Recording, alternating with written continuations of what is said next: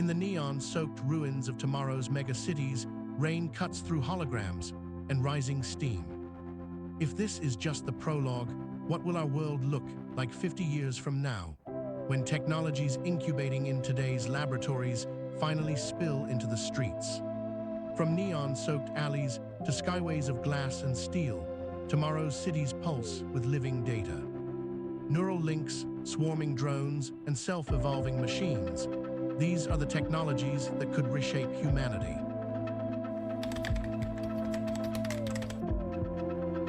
In this century, biology is quietly and steadily turning into an information science.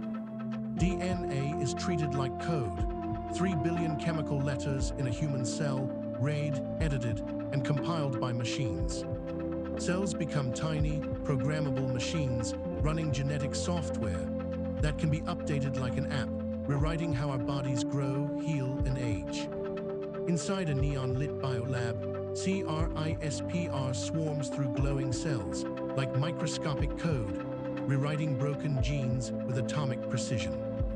Inherited disorders once fatal at birth are patched like software bugs, while experimental edits promise heightened immunity, radiation resistance, and even muscles that never tire.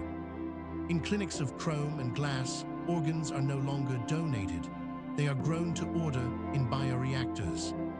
Using a patient's own cells, 3D bioprinters lay down living tissue, layer by layer, assembling customized hearts, lungs, even replacement spinal cords.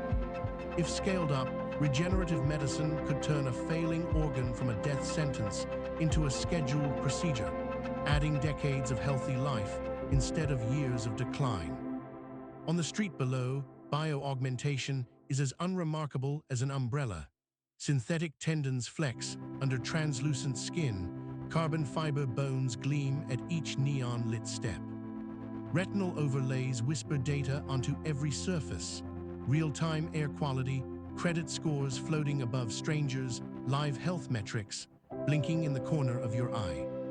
What began as therapy, replacing shattered joints, restoring lost sight, now blurs into enhancement, raising uneasy questions about who gets upgraded bodies and who is left behind as merely human. High above the neon sprawl, chrome implants glint beneath shaved temples, tiny ports where thought can plug into the network. These brain-computer interfaces translate the electrical whispers of neurons into digital commands, allowing minds to steer cursors, limbs, and distant machines with pure intention. In a dim, neon-lit apartment, a paralyzed user steers drones and rearranges floating screens using nothing but thought. The same brain-computer links are already helping patients bypass damaged spinal cords, move robotic limbs with precision, and restore synthetic voices to people who can no longer speak. In this century, memories need not fade. Neural prosthetics could back up decades of experience onto encrypted implants. Early trials already boost recall by about 15% in patients, hinting at future overclocked cognition for healthy minds. Linked together, these enhanced minds could step into shared virtual memories, co-authoring experiences that feel as vivid as reality itself. In the metro's humming tunnel, half the crowd stares into invisible overlays, their eyes flickering with private holograms only they can see.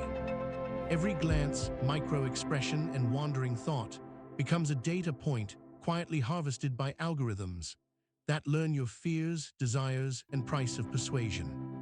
But if someone can read your neural traffic, they can also rewrite it, implanting false memories, nudging impulses, or hijacking a belief with the subtlety of a whispered thought. In a world where the mind is on the network, mental autonomy becomes the last frontier of privacy, a firewall not just around our data, but around the self itself. At night, the megacity glows like a living circuit board, each street light, sensor, and satellite, feeding a single urban mind. Autonomous vehicles flow along algorithmic paths, their routes redrawn every millisecond by AIS digesting billions of data points, from cameras, LiDAR, and embedded road sensors. Traffic lights, building facades, even drainage systems adapt in real time, turning the city into a sensing organism that can ease congestion, cut energy use, and reroute around accidents before humans ever notice. In the storm-soaked streets below, self-driving taxis glide in tight formation, their routes recalculated every millisecond by a city-wide eye.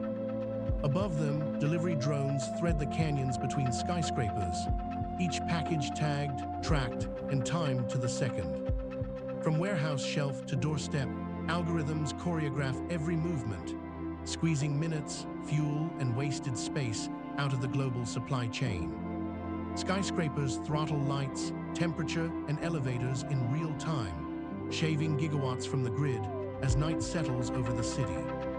Far below, flood barriers rise before the storm arrives, guided by an eye that ingests petabytes of sensor data to predict and redirect disaster hours in advance. Yet in the neon back alleys, obsolete processors and outlaw is trade hands, powering unlicensed cognition far from municipal oversight. Here, citizens quietly jailbreak their city-issued assistants, rewrite traffic privileges, and buy black market prediction engines that can mislead the very algorithms coordinating their lives. For every optimized convenience delivered above, a counter-algorithm emerges below, turning the city into a silent contest between control and those who refuse to be perfectly predictable. At the nanoscale, carbon lattices and programmable polymers twist into fibers stronger than steel, yet lighter than air. Zoomed out, those same threads become kilometer-high towers that flex in the wind, bridges that fold and unfurl, whole districts reconfiguring overnight. Adaptive fabrics tighten, cool, or glow on command, weaving metamaterials that bend light, sound, and even heat around the human body. Across the street, self-healing building skins flow shut over bullet scars and corrosion, programmable matter rearranging its atoms like a digital 3D printer running in reverse.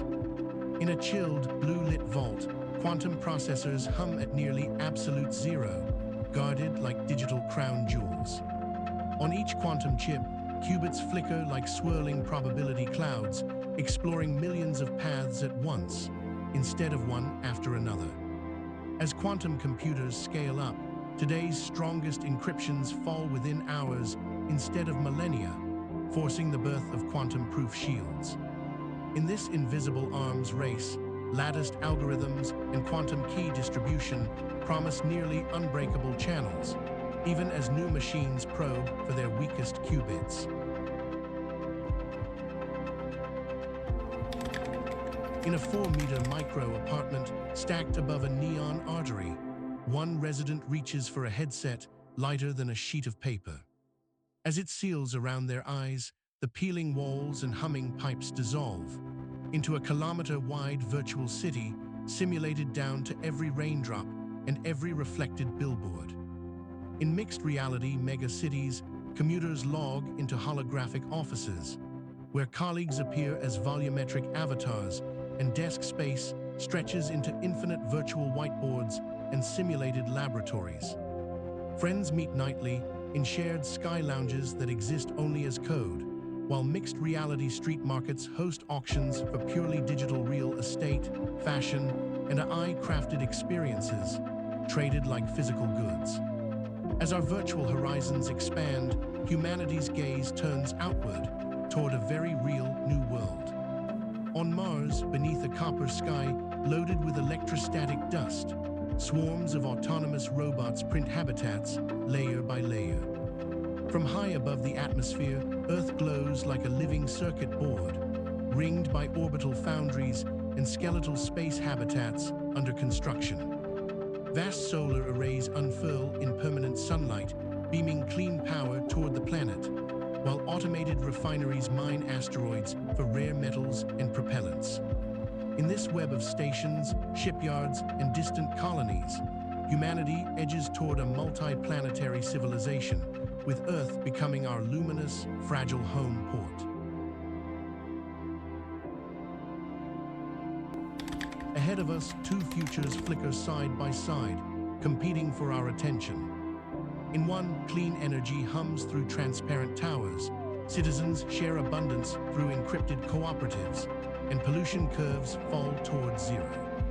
In the other, biometric scanners guard every doorway, algorithmic caste scores glow above exhausted faces, and toxic smog drowns the neon horizon. Which screen becomes reality will depend less on our tools than on the values we choose to encode within them. On neon-soaked sidewalks, it is not CEOs, but delivery riders, coders, caregivers, and students who will decide which future takes root. Through votes, protests, community labs, and online movements, they will shape data rights, climate policy, and decide which technologies serve the many instead of the few. We return to the city skyline where it all began, now quietly threaded with quantum links, orbital elevators, and bioluminescent greenways. Hovering above the towers, discrete icons flicker: AI co-ops, clean fusion grids, augmented classrooms, Martian relays, each a fork in our shared timeline. The question is no longer what is possible, but whose values this world will encode, and together, which future we choose to build. From this distance, our neon-lit world is a single, fragile signal in the dark. Every choice you make, what you build, demand, or resist, helps tune that signal toward a future worth arriving in.